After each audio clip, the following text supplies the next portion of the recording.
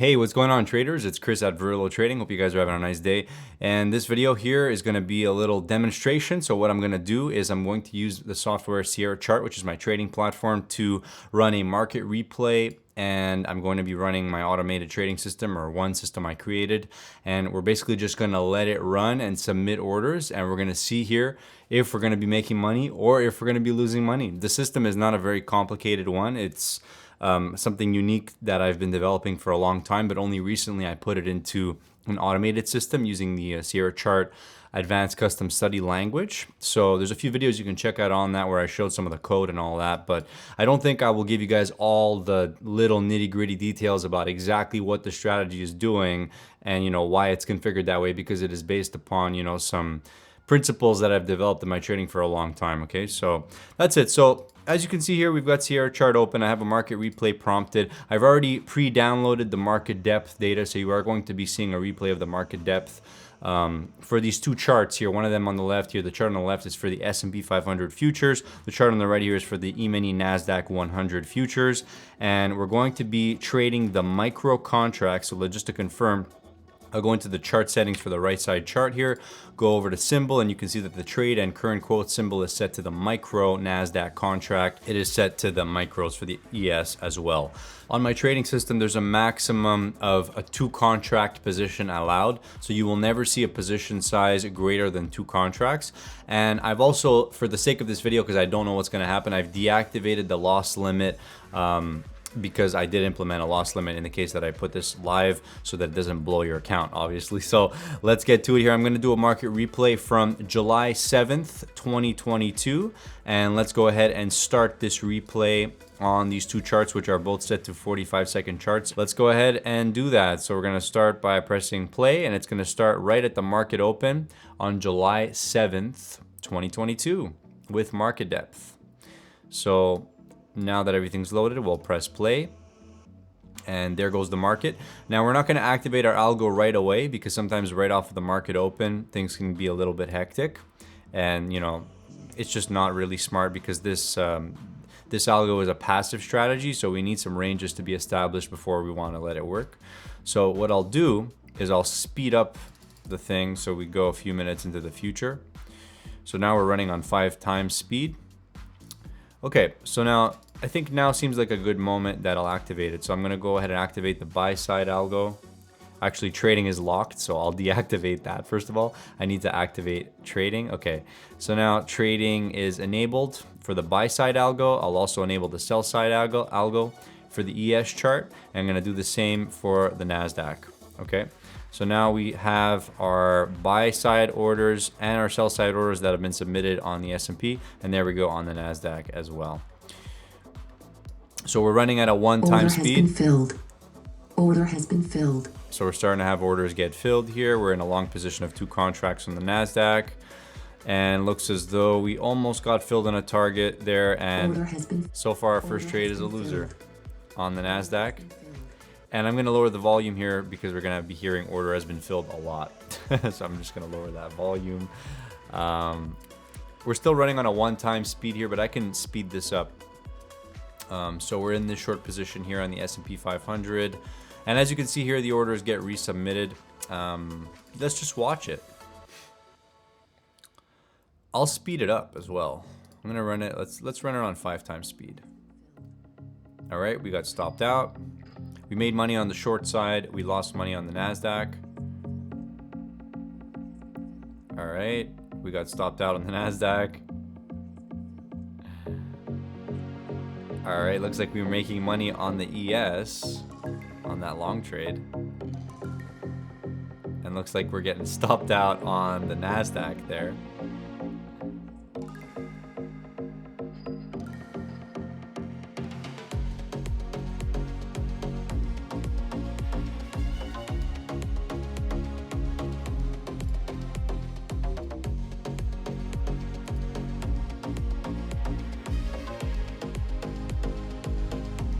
That was one trade on the ES there. Again, we're just letting our algo run here. We're running on 5 times speed. And I'm just going to move that over so it doesn't kind of disturb us. So we're just sort of watching what's going on here. We're actually in a short trade on the NASDAQ now. and we might just be stop break even on that. Yeah, we did get stop break even. I'm not sure if that second order got filled, but since everything is on ×5 speed here, there's a chance that our orders may not be performing totally accurate at all times, but I think we're doing well here. So as you can see, we're making money trading the ES, and so far the NASDAQ is losing us money and the ES is making us money. And we're just watching. You can see all the orders getting filled there, and normally if I'd be watching this, I'd probably want to watch it on not as fast as it's moving now. So there we go, we have a winning trade on the NASDAQ now, and we're in the money on that trade, and we're filled on our targets. We had a short trade where we lost on the ES, but we made money on the NASDAQ there. And I guess a quick note would be, like, from a risk perspective, there's more risk involved in trading the NASDAQ than the ES micros, based on the position sizes I have configured. In reality, if you wanted to even out the risk there, it would be probably about 3, 4, maybe even 5 micro ES contracts that goes and get the same amount of risk you're getting on 2 micro NASDAQ contracts, give or take. I'm sort of estimating there. So I'm gonna turn off the show trades on chart for this chart, just so we don't see all the noise on the chart there. So far, I mean, guys, we're up on both charts here, and this is actually including commissions as well. Commissions are included into these P&Ls, and I can also show you that by going to chart settings for my chart for the NASDAQ. And I'll just deactivate it and look at what happens to the P&L. There we go. So if we didn't pay commissions, we'd actually be up $21. So commissions are activated, and they're being fully calculated into those numbers as well. So we're not currently in any trades. It's only been a couple minutes here, and we are making money, it seems. Not a lot, but we are making.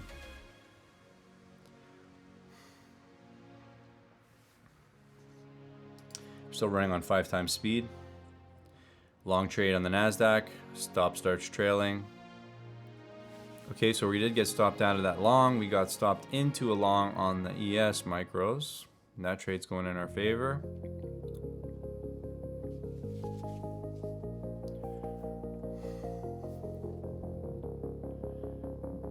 In a short trade on the NASDAQ. And you know, guys, just to be fair, well, we're stopped out of that on the NASDAQ. Our long trade on the ES is paying out though. Wow, it just came right shy of our limit order there. Imagine that.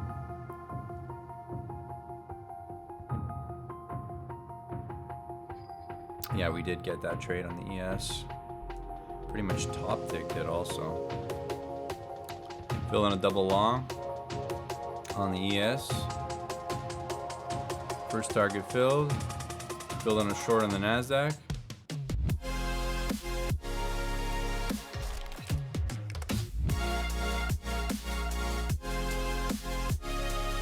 Fill in a double short. Gonna get stopped out maybe.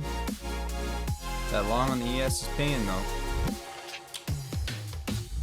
Got paid on our long on the ES. Short trades break even on the NASDAQ. Double short. Trying to go in our favor. Stop starting a trail. Filled in the first target on the NASDAQ. Fully in the money on that trade on the NASDAQ. Double long on the S&Ps. So it's interesting, you know, starting to see them going long and going short at the same time in certain markets that are highly correlated. At least they're supposed to be pretty strongly correlated. So, you know, you can see this trade's in the money here, and the trailing stop that I have configured is pretty loosely set, I would say. It's not set to trail like so aggressively, especially on the second order. It's set slightly more aggressively on the first order, you know, to try and get them to run. But in this case, looks like we get stopped there on the second contract. We get paid on our long on the ES. We're still long one on the ES. Stops are trailing automatically. We're down money on the NASDAQ. We're up money on the ES. We're still up overall though, it seems.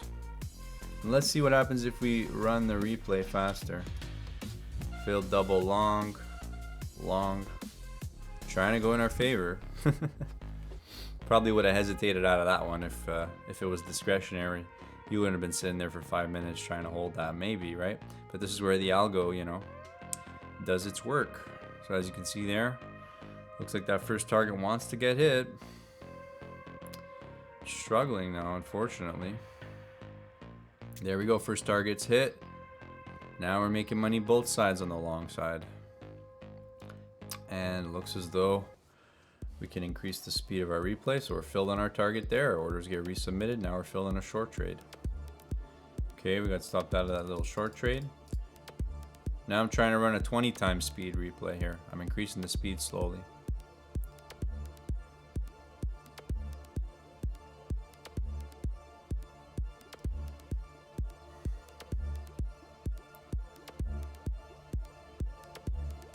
Filling a short on the NASDAQ.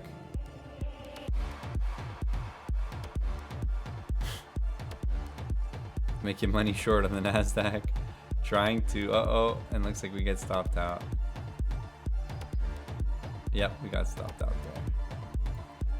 Short 2 times on the ES, didn't get paid on that target. Ouch.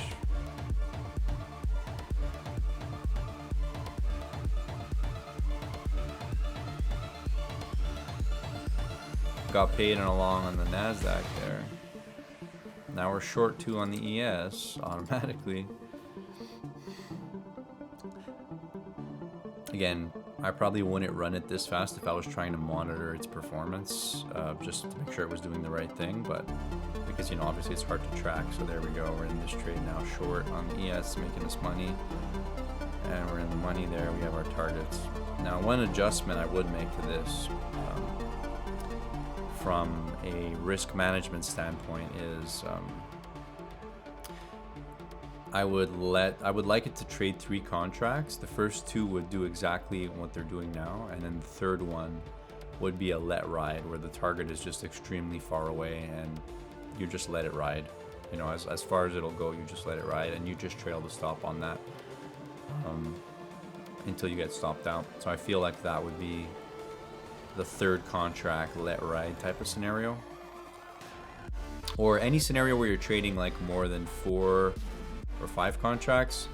The last contract would be basically a let ride to like a super far target. Like basically you set the offset for the target to be just so far that you're not intending for that to get filled.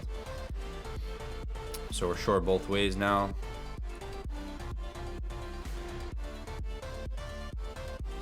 Stopped out. Making money on the NASDAQ. Now we're up almost $100 on the NASDAQ. And we're up almost 200 on the ES. What I noticed is that it started to really perform well as the market changed and started to become more rotational, I guess.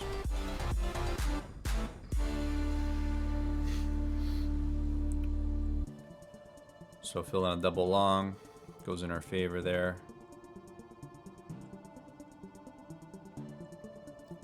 Stopped out of that one. Double long on the NASDAQ. Filled on first target.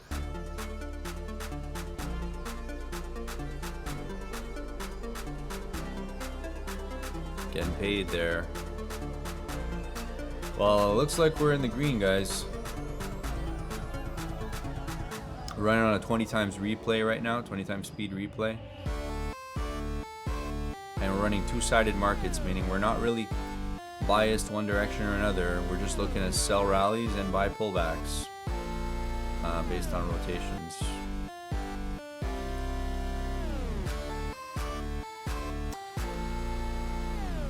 And this test has been running now for a total of about 15 minutes or so, about 15-20 minutes. And it's currently gonna reach noon.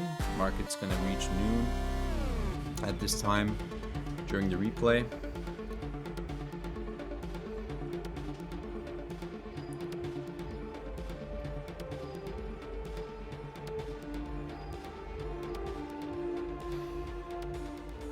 And just for the sake of this example, I did reduce the order timer down to 2 seconds.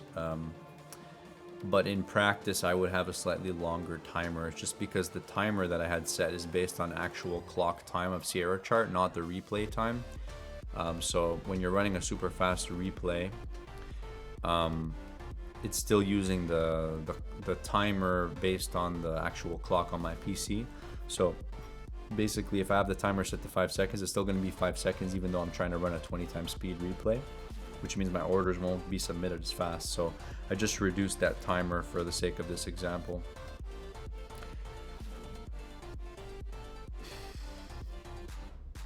Long one on the NASDAQ, long one on the ES, stopped out on the ES. Trail stops at break even on the NASDAQ. Looks like we'll get stopped. Yep, we're stopped. We're long again on the ES. It's trailing away. And we're stopped on that one too. So definitely lunchtime markets, you can see the thing is going back and forth a lot more. Now we're short two. Looks like we'll get stopped. Nope. It trails in our favor. First target filled. Break even on the second. Short one on the NASDAQ.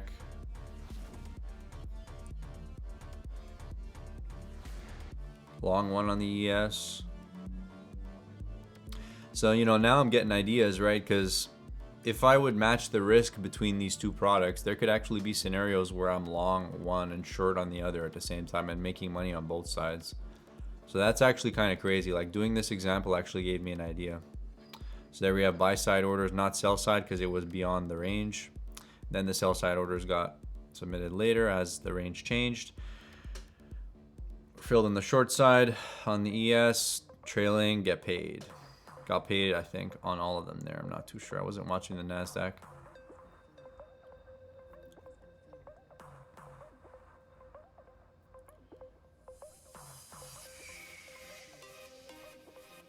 Short two trailing, short one NASDAQ.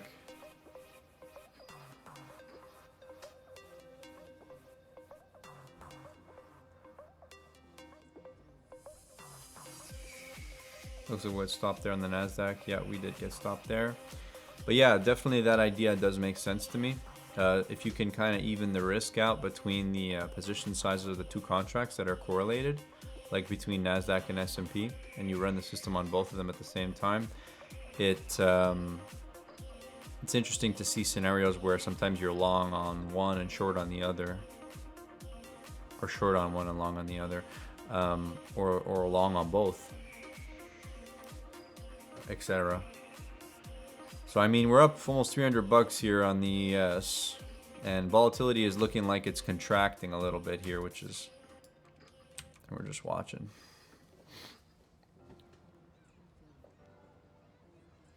So I'm just gonna expand that. Okay, so we definitely got stopped out there on the NASDAQ.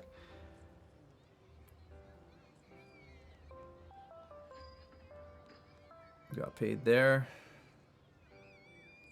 Got stopped out there. So it's definitely getting a little more choppy here, 1 o'clock. What I noticed is that when the market did really start to get choppy was around lunchtime. Noon.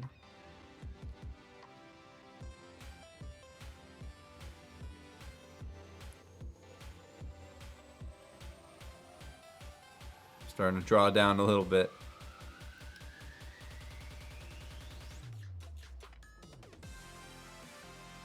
I'm just hearing order has been filled, order has been filled. Because there's been a shit ton of orders that were filled.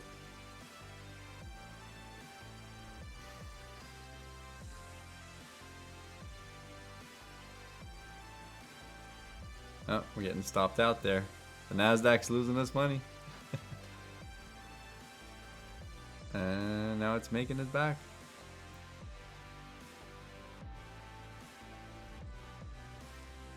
It's still saying order has been filled. It's been saying that for so long. I guess it's trying to catch up with the amount of orders. I'm just going to reduce the volume of that. I don't feel like hearing it. Yeah, we keep getting stopped out on the NASDAQ, it seems.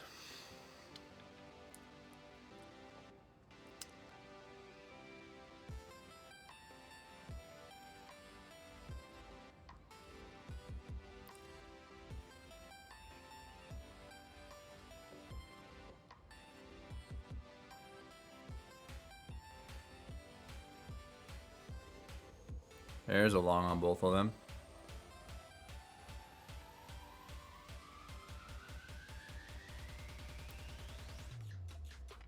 And we're just going to let this ride all the way until 4 p.m., guys.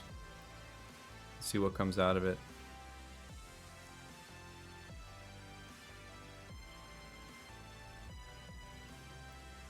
Long 2 on the NASDAQ, trailing, got paid on 1.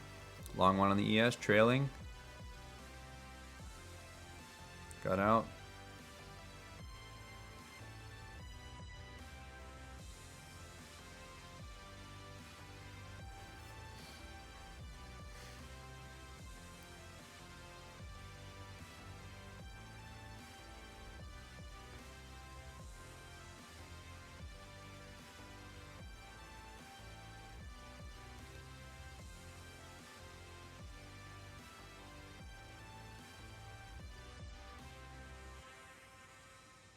Ooh, didn't get stopped. We actually got stopped out on one, and then we stopped out on the other.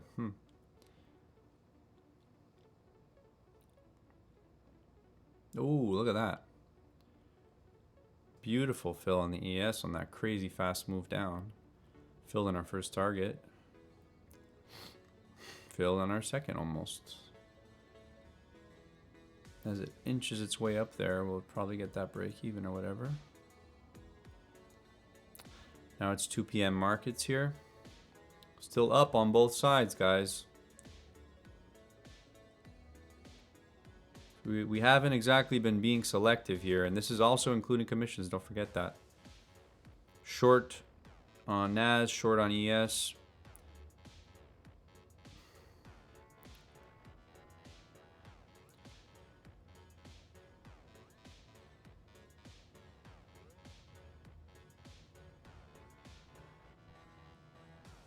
Wow, missed the stop by like a tick there.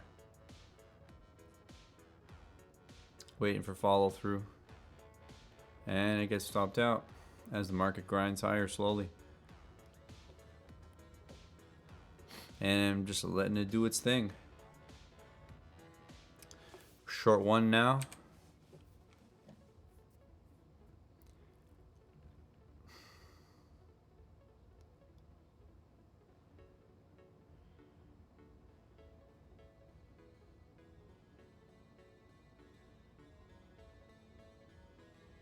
Stopped out of a long on the ES there, got paid on a short on the NASDAQ at the same time.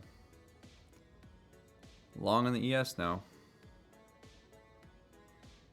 Paid on that one. Short on the ES now. Paid on that one.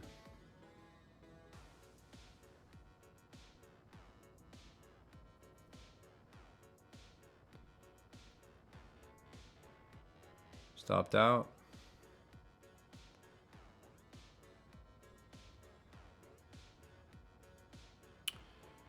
Paid on that one. Short 2 on the NASDAQ, stopped out.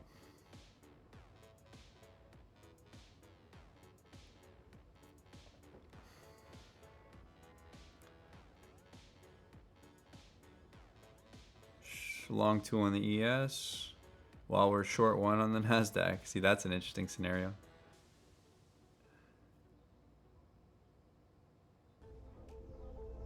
Long 2 on the ES, long 1 on the ES. Stopped out break even on that short there. Short 1 on the ES. As the market grinds past us. Stopped out of that. Short 1 on the NASDAQ trailing. Stopped out.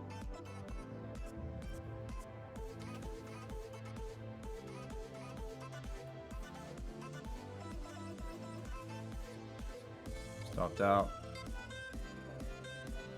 Stopped out on the short side both times there.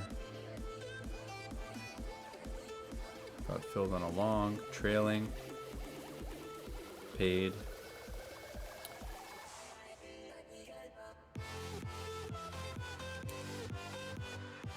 Filled on a short, stopped out. Filled on a short in the NASDAQ. Almost stopped out and stopped out. Seems to be only getting the short trades, and we're getting stopped out of short trades as the market really rips there. Now we're in a long. Good one.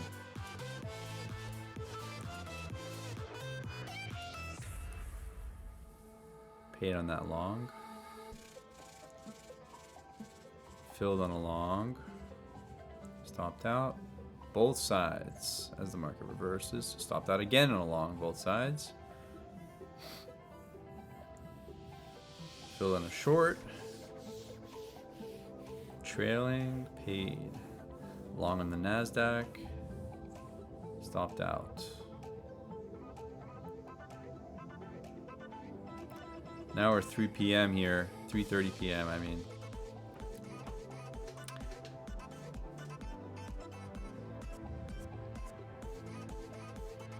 So, you know, just a quick note. I mean, this algo is not really being very selective in terms of what it's, you know, in terms of the conditions for sending orders.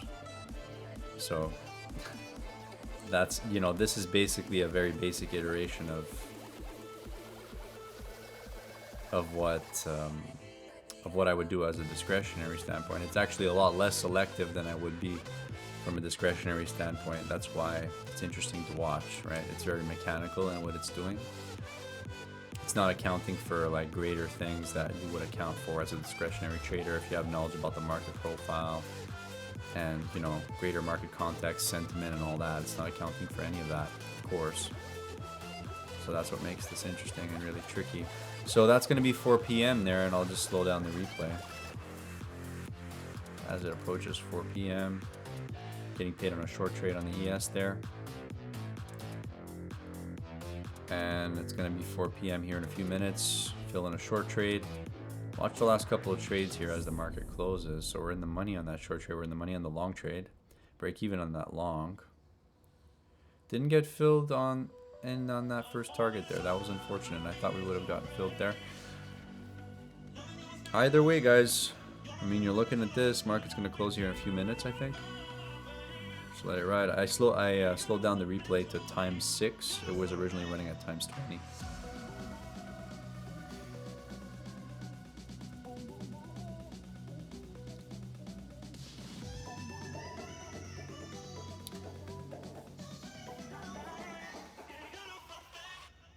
Yep, so this is looking like the market close. Filled on a long. A double long got stopped there, break even, I think. And I think that's going to be pretty much it there. Filled on a long on the NASDAQ. Filled on a long on the ES.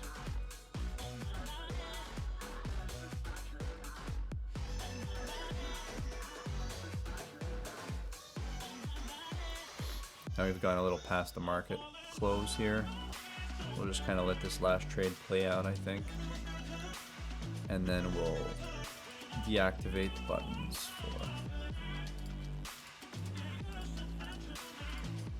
for both our trades. So no new orders will be submitted now that we have deactivated the buttons.